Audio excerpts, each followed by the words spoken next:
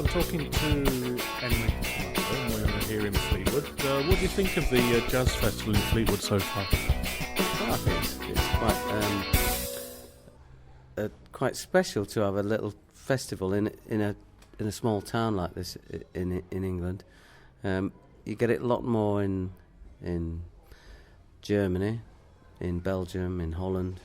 Small towns like this do have their annual jazz festival, and it's much more common on the continent. This country, not so much. So it's great to see. It's great for the musicians to have somewhere to play, and also for people to come and listen to it.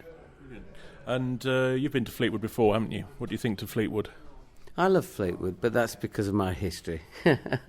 I used to court a girl here when I was a young lad, so I do know the place. Yeah. Okay, and you've got a very, very long background in music, haven't you? I mean, you were born into a musical family. I was. My father was a musician. My uncle was a musician, jazz musician, and my mother was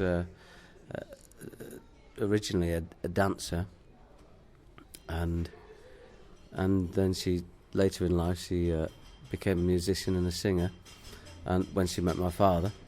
So yeah, complete show business and jazz music upbringing.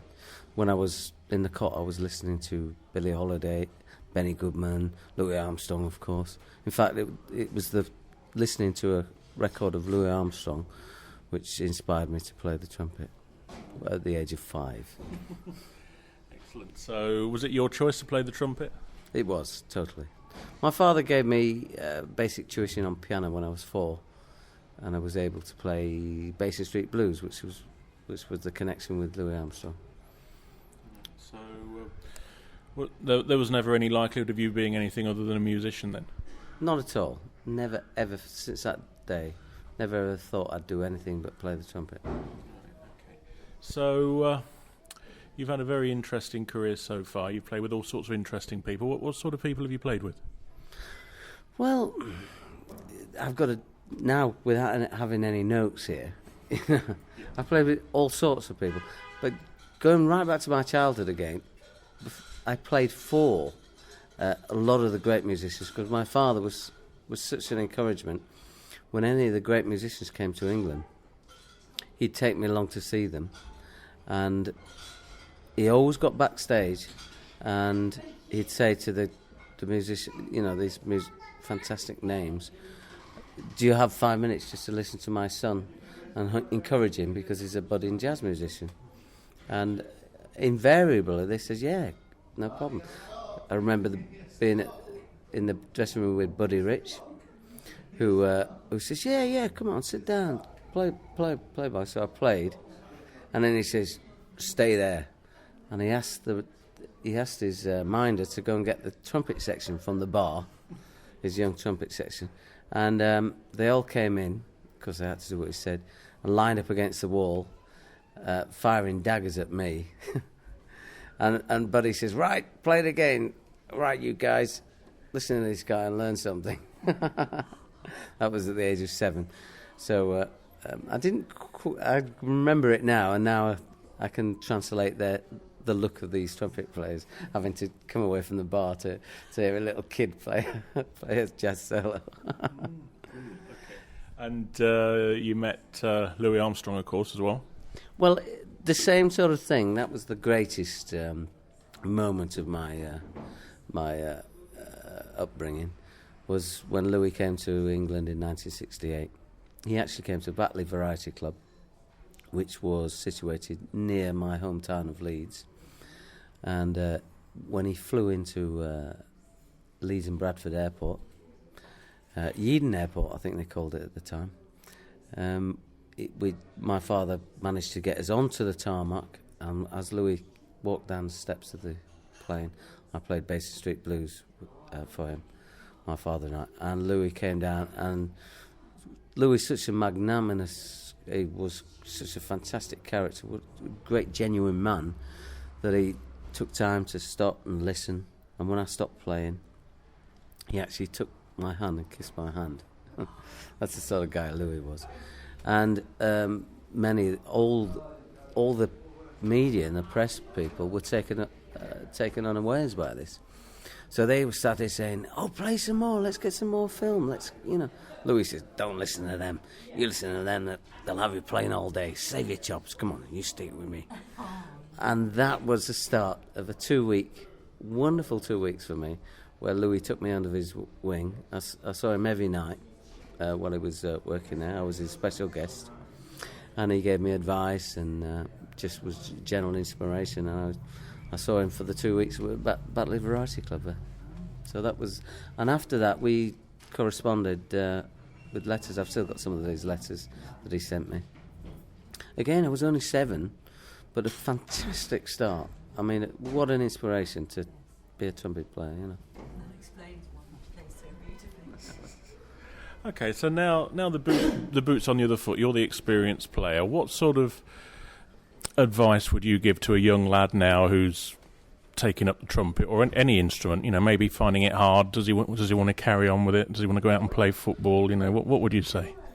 Well, the basic there's the two sides. There's the two basic things. One is you have to develop a technique on an instrument to be able to produce your emotions, your art, whatever you call it, your feeling that you're going to put down the instrument. So you have to have that facility, which is practice, and you do have to practice every day, which is the most important thing. The amount it's always better to practice. You have to practice every day rather than do 2 hours on a Sunday. It's better to do 15 minutes every day of the week, and that is where most people find hard, having the regular practice. The secondly is your development of your musical mind, which comes from listening.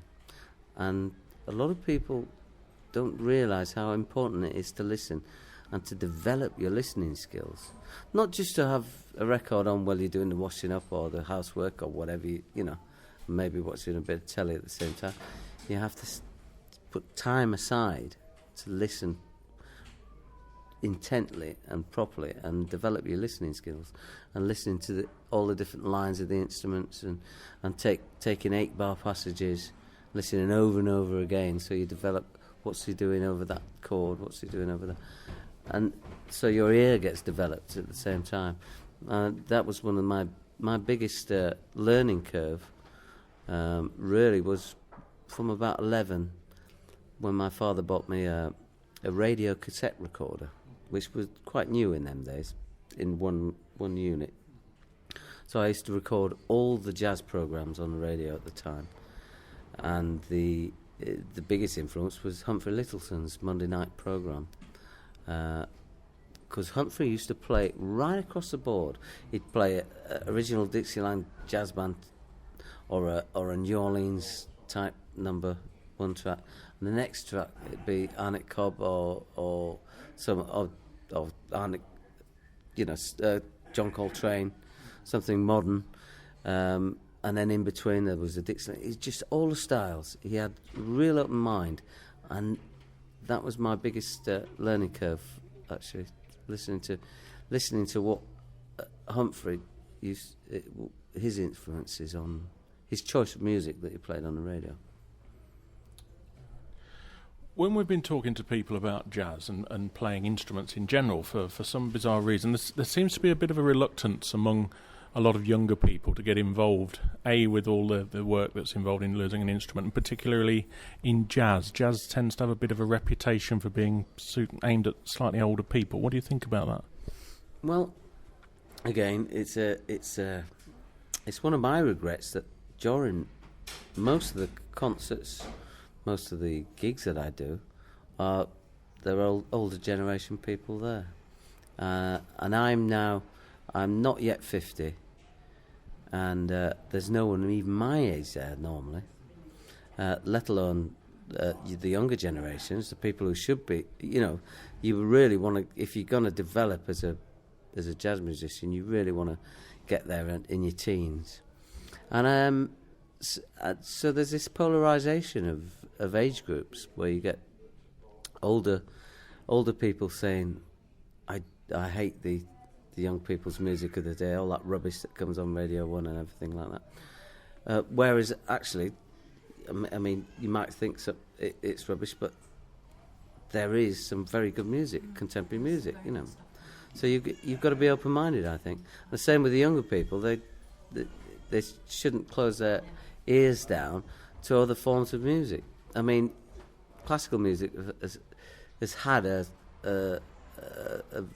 slightly elitist reputation over the past, but I think that's dispelling now. We've got Classic FM, which a lot of people listen to, and Classic FM has tried to develop the same with jazz. So hopefully jazz can come out as an art form on its own. And the biggest my biggest moan about this is education in schools. Musical education in schools is very poor.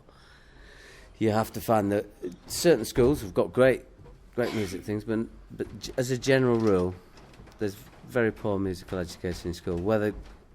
And I say to my daughter, music for you is as important as English, maths, science, and the other arts, because when you have music or a great art, it makes you so much more of you've got so much more for your to appreciate in life. It just gives you opens your whole mind up to a wonderful, much more appreciation of life. What more can I say? Yeah. You got a question? Yeah. You mentioned France, Belgium, Germany. Do you find the same elderly audiences there as here? Yes, but there's a wider. You do see a lot more young people coming to the jazz concerts and gigs than you would here. I mean, it's still the majority is the older people, I must admit. Then again, you do one of the festivals in the square in the summer, and you've got a real cross the board. Being free in their square, they'll all come and enjoy it. Scandinavia as well, a very sort of cross the section. I've played to a lot of young audiences in Scandinavia. It's so much. I think it's so much better for society for as this, and it comes back again to education in schools, and it was. I'm afraid it was the Thatcher years that. Okay, I'm becoming political now, but it was during the Thatcher years that music in schools deteriorated.